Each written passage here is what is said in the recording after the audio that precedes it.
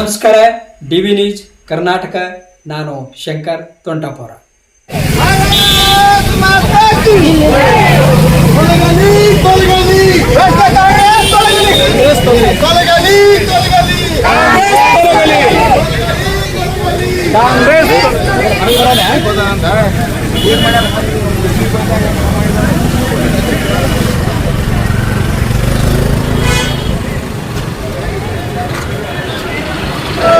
भारत माता की नरेंद्र मोदी जी ಅವರಿಗೆ ಹಿಂದೂ ಧರ್ಮಕ್ಕೆ ಮಾಜಿ ಸಚಿವರು ಹಾಗೂ ಜಿಲ್ಲೆ ಎಂಎ ಸಂಸದರಾಗಿರ್ತಕ್ಕಂಥ ರವೀಂದ್ರ ಸಿಂಗ್ ಸಾಹೇಬರು ಈ ಪ್ರತಿಭಟನೆ ಉದ್ದೇಶಿಸಿ ಮಾತನಾಡಬೇಕಾಗಿ ವಿನಂತಿಸುತ್ತೇನೆ. ಈಗಾಗಲೇ ನಾನು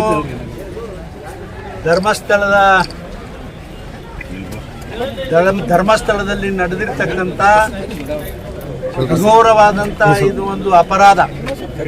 ಇದಕ್ಕೆ ಕಾರಣೀಭೂತರು ಯಾರು ಅಂದ್ರೆ ರಾಜ್ಯದ ಸರ್ಕಾರದ ಕಾರಣೀಭೂತರಾಗಿದೆ. ಯಾವನೋ ಒಬ್ಬ ಬಂದು ಇಲ್ಲಿ ಅತ್ಯಾಚಾರ ಆಗ್ಯದ, ಅದು ಆಗ್ಯದ, ಇದು ಆಗ್ಯದ, ಹೆಣ್ಗಳನ್ನೆಲ್ಲ ಹುಗ್ಳ್ಯಾರ ಅಂತೇಳಿ ಒಂದು ಅರ್ಜಿ ಕೊಟ್ರ ಆ ಅರ್ಜಿ ಸಲುವಾಗಿ ಇಂಥ ಪರಿ ದೊಡ್ಡದು ನೂರಾರು ಕೋಟಿ ರೂಪಾಯಿ ಖರ್ಚು ಮಾಡಿ CIT ಮಾಡಿ ಏನು ಸಾಧನೆ ಮಾಡಿದ್ರಿ ನೀವು? ಮಣ್ಣು ಸಾಧನೆ. ಇದೆಲ್ಲವೂ ಹೆಂಗಾಗ್ಯದಂದ್ರೆ ಧರ್ಮಸ್ಥಳದಲ್ಲಿ ಇರ್ತಕ್ಕಂಥವನು ಶಿವನ ಮೂರನೇ ಕಣ್ಣು ತೆಗೆದ ಅಂದ್ರೆ ಹಳ್ಳ ಹಿಡಿದು ಹೋಗ್ತೀರಿ ಎಲ್ಲರೂ ನೀವು. ಕಾಂಗ್ರೆಸ್ನವ್ರು ಯಾರೂ ಉಳಿಯೋದಿಲ್ಲ. ಅದು ಯಾರದು? ಹಿಂದೂಗಳ ಅದು ಒಂದು ಸ್ವತ್ತ. ಅದಕ್ಕೇನು ನೀವು ಆ ಎಡಪಂಥೀಯರ ಜೊತೆ ಸೇರ್ಕೊಂಡು ಈ ನಾಟಕ ಏನು ಮಾಡ್ಲಕತ್ತಿರಲ್ಲ. ಇದೇನು ದೇಶದ ಜನರಿಗೆ, ರಾಜ್ಯದ ಜನರಿಗೆ ತಿಳಿಯೋದಿಲ್ಲ ಅಂತ ಹೇಳಿ ಭಾವನಾ ಇಟ್ಕೋಬೇಡ್ರಿ ಕಾಂಗ್ರೆಸ್ನವ್ರು. ನೀವು ನಿಮ್ದೇನೋ ಕೆಡಗಾಲ ಬಂದದ, ಇನ್ನೇನು ಭಾಳ ದಿವಸ ನೀವು ಉಳಿಯೋದಿಲ್ಲ ಅಂತಕ್ಕಂಥದ್ದು ನನ್ನ ಮನಸ್ಸು ಹೇಳ್ತದೆ. ಅದಕ್ಕೆ ಯಾಕಂತಂದ್ರೆ ನೀವು ಸರಿಯಾಗಿ ನಡೆದಿದ್ರೆ ಇದು ಯಾವುದೂ ಆಗ್ತಿರ್ಲಿಲ್ಲ. ಇವತ್ತು ನೀವೆಲ್ಲ ಹಾದಿ ಬಿಟ್ಟು ನಡೆದಿರಿ, ಜನರಿಗೆ ರೊಚ್ಚ ತರಿಸ್ತಕ್ಕಂಥ ಕೆಲಸ ಮಾಡಿರಿ, ಹಿಂದೂಗಳನ್ನು ಒಡಿಬೇಕು ಅಂತ ಹೇಳಿ ಪ್ರಯತ್ನ ಮಾಡ್ಲಕತ್ತೀರಿ, ಹಿಂದೂ ಧರ್ಮ ಉಳಿಬಾರ್ದು ಅಂತ ಹೇಳಿ ಪ್ರಯತ್ನ ಮಾಡ್ಲಕತ್ತೀರಿ. ಇದು ಒಂದೇ ಅಲ್ಲ, ಧರ್ಮಸ್ಥಳದ ಹಿಂದೆನೂ ಕೂಡ ಸಾಕಷ್ಟು ದೇವಸ್ಥಾನದಲ್ಲಿ ಇಂಥ ಕೆಲಸಗಳನ್ನು ತಾವು ಮಾಡಿದ್ದೀರಿ. ನೀವು ನಿಜವಾದ ಹಿಂದೂ ಜನರ ಅಪರಾಧಿಗಳಾಗುವುದಂತೂ ಖಂಡಿತ ಈಗಾಗಲೇ ದೇಶದಲ್ಲಿ ಆಗಿರಿ. ಕಾಂಗ್ರೆಸ್ನವರು ಇದು ಹಿಂದೂಗಳ ವಿರೋಧಿಗಳಾಗಿದ್ದೀರಿ. ಈಗ ಕರ್ನಾಟಕದಲ್ಲಿ ಆ ಒಂದು ಯೋಗ ತಗೊಳ್ಳಕತ್ತೀರಿ ಅಂತಕ್ಕಂಥ ಮಾತು ಬಹಳ ಖಂಡಿತವಾಗಿ ಈ ಸಂದರ್ಭದಲ್ಲಿ ಹೇಳಿ, ಈಗೇನು ನಡೆಸ್ಯಾರ ಇದನ್ನು ಸಂಪೂರ್ಣವಾಗಿ ನಾನು ಖಂಡನೆ ಮಾಡ್ತೀನಿ. ನಿಜವಾಗಿ ನಿಮ್ಮಲ್ಲಿ ಏನಾದರೂ ಮೈ ಮೇಲೆ ಯಾಚರಿದ್ದಿದ್ರೆ NIಗೆ ನೀವು ಇದನ್ನು ಒಪ್ಪಿಸಬೇಕು, CITನ ರದ್ದು ಮಾಡಬೇಕು ಅಂತಕ್ಕಂಥದ್ದು ನಾವು ಒತ್ತಾಯ ಮಾಡ್ತೀವಿ. ಮಾತ್ರಕ್ಕೆ ಇವತ್ತು ಬಿಜಾಪುರದಲ್ಲಿ ಧರ್ಮಸ್ಥಳದ ಮೇಲೆ ದಾಳಿ ನಡೀತಾ ಇದೆ. ಅದರ ವಿರುದ್ಧ ಇವತ್ತು ನಮ್ಮ ರಾಜ್ಯದ ಭಾರತೀಯ ಜನತಾ ಪಕ್ಷದ ಅಧ್ಯಕ್ಷರಾದಂಥ DY ವಿಜೇಂದ್ರ ಅವರ ಆದೇಶದ ಮೇರೆಗೆ ಇವತ್ತು ರಾಜ್ಯದಲ್ಲಿನೇ ಎಲ್ಲ ಮಂಡಲಗಳಲ್ಲಿ, ಅದೇ ರೀತಿ ಬಿಜಾಪುರದಲ್ಲಿ ಕೂಡ ನಾವು 9 ಮಂಡಲಗಳಲ್ಲಿ ಕೂಡ ಹೋರಾಟವನ್ನು ಹಮ್ಮಿಕೊಂಡಿದ್ದೀವಿ.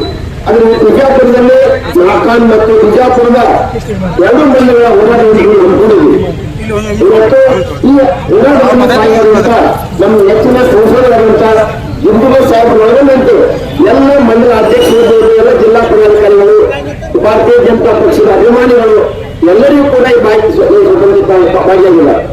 ಒಟ್ಟಾಗಿ ನಮ್ಮ ಮೊದಲಿನಿಂದಲೂ ಕೂಡ ಹಿಂದೂಗಳ ಮೇಲೆ ಈ ಹೋರಾಟ ನಡೀತಾ ಇದೆ, ಅನ್ಯಾಯ ಮಾಡ್ತಾ ಇದೆ.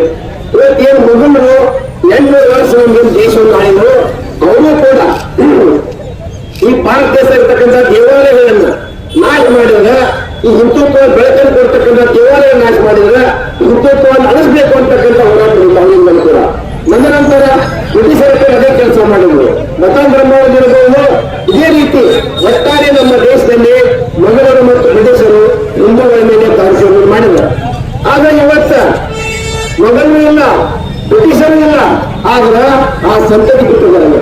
ಯಾಕಂದ್ರೆ ಇವತ್ತು ಮಟ್ಟಣ್ಣವ್ರು ಇರ್ಬೋದು, ಕುಂಬರವಾಡಿ ಇರ್ಬೋದು, ಇವತ್ತು ಅವ್ರು ಮಾಡ್ತಕ್ಕಂಥ ಕೆಲಸ ನೋಡಿದ್ರೆ ಇವತ್ತು ಅವರೇನು ವೈಯಕ್ತಿಕವಾಗಿ ಏನು ಇವತ್ತು ನಮ್ಮ ಧರ್ಮಸ್ಥಳದ ದೇವರತ್ತೆ ಈ ಭಾಗ ರಾಜ್ಯ ದೇವರಂತಕ್ಕಂಥ ಒಂದು ಹೆಸರು ಪಡ್ಕೊಂಡಂತ ವೀರೇಂದ್ರ ಹೆಗಡೆ ಅವರಿಗೆ ಇವತ್ತು ಆ ವ್ಯಕ್ತಿಗೆ ಅಂತ ದೇವತಾ ಮನುಷ್ಯನಿಗೆ ಇವತ್ತು ತಿಮ್ಮರವಾಡಿರ್ಬೋದು, ಮಟ್ಟನ್ನತಕ್ಕಂಥ ದುಷ್ಟ ಶಕ್ತಿಗಳೇನು ಮಾತನಾಡಕತ್ತಾರ.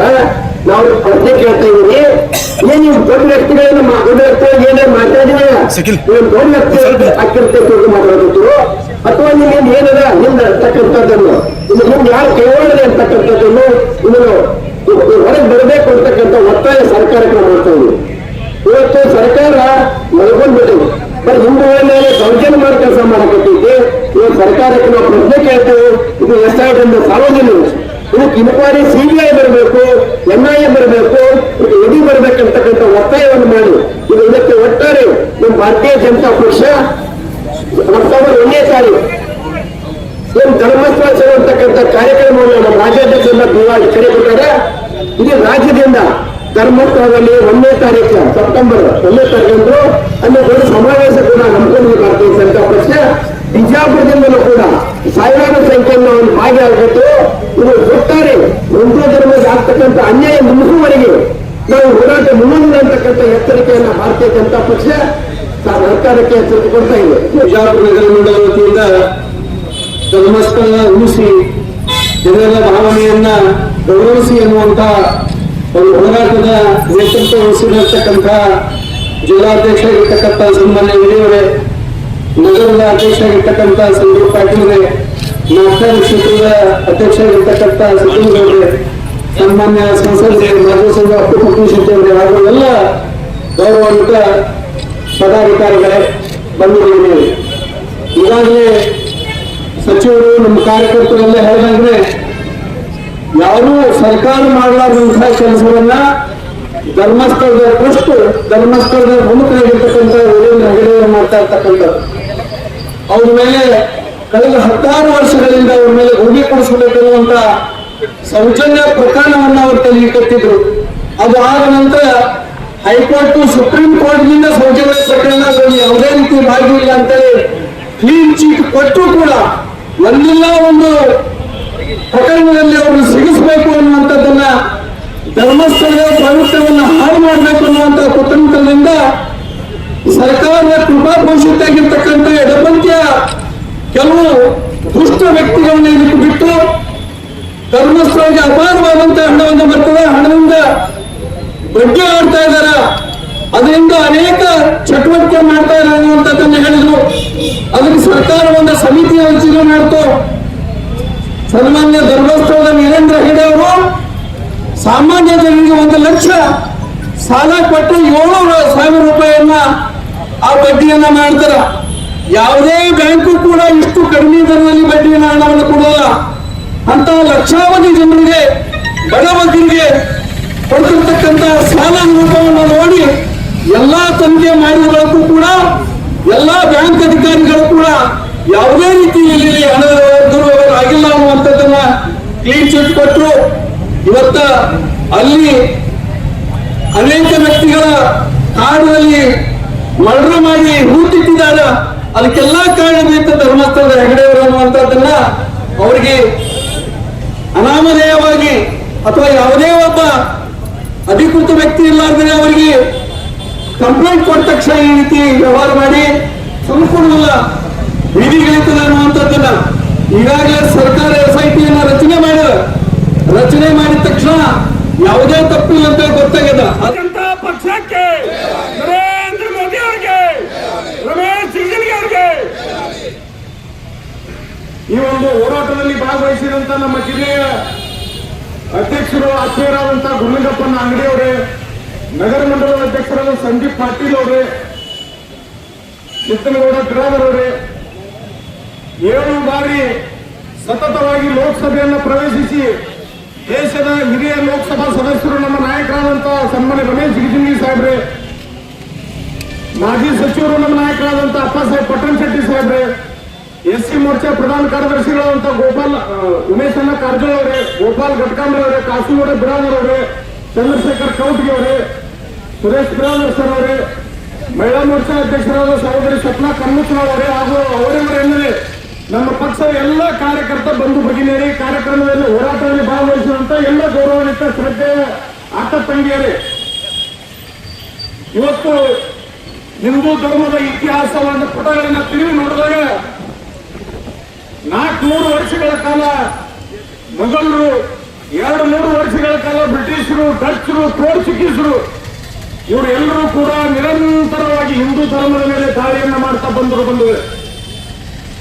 1947ರಲ್ಲಿ ದೇಶಕ್ಕೆ ಸ್ವಾತಂತ್ರ್ಯ ಸಿಕ್ತು.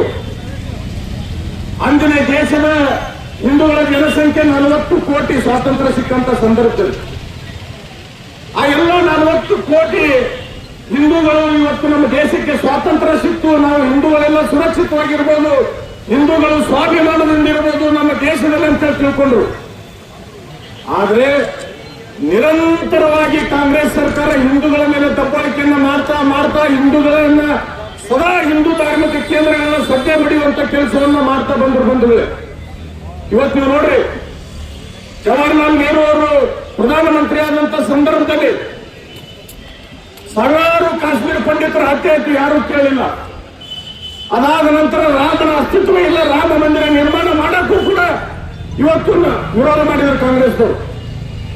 ಕೇಂದ್ರದಲ್ಲಿ ಅಧಿಕಾರದಲ್ಲಿ ಬಂದಂತ ಮನಮೋಹನ್ ಸಿಂಗ್ ಸರ್ಕಾರ ಇದ್ದಂತ ಸಂದರ್ಭದಲ್ಲಿ ಮಾಳೇಗಾಂವ್ ಸ್ಫೋಟದ ಪ್ರಕರಣದಲ್ಲಿ ಸಾಧ್ವಿ ಪ್ರಜ್ಞಾ ಸಿಂಗ್ ಅವರನ್ನ ಅರೆಸ್ಟ್ ಮಾಡಿದ್ರು. 10 ವರ್ಷಗಳ ಕಾಲ ಅವರನ್ನ ಕಾರ್ಯವಾಸದಲ್ಲಿಟ್ಟರು. ಕರ್ನಾಟಕದಲ್ಲಿ ಸಿದ್ದರಾಮಯ್ಯನವರ ಮೊದಲನೇ ಸರ್ಕಾರದಲ್ಲಿ ಹಿಂದೂ ವಿರೋಧಿ ನೀತಿಯನ್ನು ಅನುಸರಿಸಿ ಲಿಂಗಾಯತ ಧರ್ಮವನ್ನು ಹೊಡಿಲಿಕ್ಕೆ ಪ್ರಯತ್ನ ಮಾಡಿದರು. ಅದಾದ ನಂತರ ಇವತ್ತು ಸಿದ್ದರಾಮಯ್ಯನವರೇ ನೂರಾರು ಹಿಂದೂ ಕಾರ್ಯಕರ್ತರ ಕೊಲೆಯಾಗಿದೆ. ಒಬ್ಬ IPS ಅಧಿಕಾರಿ ಕಡೆಯಿಂದ ತನಿಖೆ ಮಾಡಿಸಲಿಲ್ಲ. ಲವ್ ಜಿಹಾದದಲ್ಲಿ ಸಾವಿರಾರು ಹಿಂದೂ ಹೆಣ್ಣು ಮಕ್ಕಳ ಮಾನಭಂಗ ಆಗ್ತಾ ಇದೆ, ಕೊಲೆ ಆಗ್ತಾ ಇದೆ. ನೀವು ಕಂಪ್ಲೇಂಟ್ ಕೂಡ ಒಂದು ಪೊಲೀಸ್ ಸ್ಟೇಷನ್ ತೆಗೆದುಕೊಳ್ತಾ ಇಲ್ಲ. ಒಬ್ಬ ಯಾವನೋ ಲೋಫರ್ ಗಿರೀಶ್ ಮಟ್ಟೆನ್ನೋರು ಇನ್ನೊಬ್ಬ ಯಾವನೋ ಬನಾಮದೇಯ ವ್ಯಕ್ತಿ ಮಕ್ಕಳು ಸ್ಕಾರ್ಫ್ ಹಾಕೊಂಡು ಬಂದು ಒಂದು ಕಂಪ್ಲೇಂಟ್ ಅನ್ನು ಕೊಟ್ಟಾಗ ADGP ದರ್ಜೆಯ ಹಿರಿಯ IPS ಅಧಿಕಾರಿ ಪ್ರಣಬ್ ಮೋಹಂತಿ ಅವರನ್ನ ನೇಮಕ ಮಾಡಿ SIT ರಚನೆ ಮಾಡ್ತಾರೆ. ಸದಾ ಹಿಂದೂ ವಿರೋಧಿ ನೀತಿಯನ್ನು ಅಳವಡಿಸಿಕೊಳ್ತಾ ಇದ್ದಾರೆ ಸಿದ್ದರಾಮಯ್ಯನವರೇ. ಬರುವಂತಹ ದಿನಮಾನಗಳಲ್ಲಿ ಯಾವ ರೀತಿ 2014ರಲ್ಲಿ ಕಾಂಗ್ರೆಸ್ ನಿಮಗೆ ವಿರೋಧ ಪಕ್ಷದ ಸ್ಥಾನ ಕೂಡ ಲೋಕಸಭೆಯಲ್ಲಿ ಸಿಕ್ಕಿಲ್ಲ. ಕಾರಣ ಹಿಂದೂ ವಿರೋಧಿ ನೀತಿ. ರಾಮನ ಅಸ್ತಿತ್ವ ಇಲ್ಲ ಅಂತ ಹೇಳ್ತೀರಿ.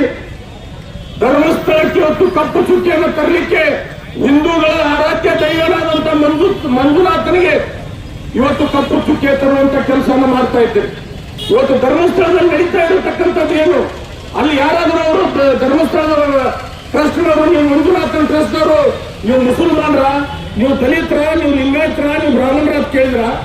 ಜಾತಿ ಮತ ಧರ್ಮ ಪಂಥವನ್ನು ಮೀರಿ ಇವತ್ತು ಎಲ್ಲ ಮುಸಲ್ಮಾನರಿಗೂ ಕೂಡ ಅಲ್ಲಿ ಕೌಶಲ್ಯ ಅಭಿವೃದ್ಧಿ ತರಬೇತಿಯನ್ನ ಕೊಟ್ಟರು. ಕರ್ನಾಟಕ ತುಂಡಲ್ಲ. ನೀವು ಇದನ್ನು ಮರಿ ಮಾಡುದು ಸಿದ್ದರಾಮಯ್ಯನವರೇ, ಇದು ನಿಮ್ಮ ಕಾಂಗ್ರೆಸ್ ಸರ್ಕಾರಕ್ಕೂ ಮಾಡಕ್ ಸಾಧ್ಯ ಇಲ್ಲ. ಅಂತ ಕೆಲಸವನ್ನು ಧರ್ಮಸ್ಥಳದಲ್ಲಿ ಧರ್ಮಾಧಿಕಾರಿಗಳು ಮಾಡಿದ್ದಾರೆ ಅನ್ನುವಂತ ಮಾತನ್ನು ಹೇಳ್ತಾರೆ. ಧರ್ಮದ ಉಳಿವಿಗಾಗಿ ಧರ್ಮಯುದ್ಧ. ಈ ಕ್ಷೇತ್ರ ಧರ್ಮಸ್ಥಳದ ಹೆಸರಿನಲ್ಲಿ ಅಪಪ್ರಚಾರ ಮಾಡುತ್ತಿರುವುದು ಖಂಡಿಸಿ ಜಿಲ್ಲಾದ್ಯಂತ ಪ್ರತಿಭಟನೆ.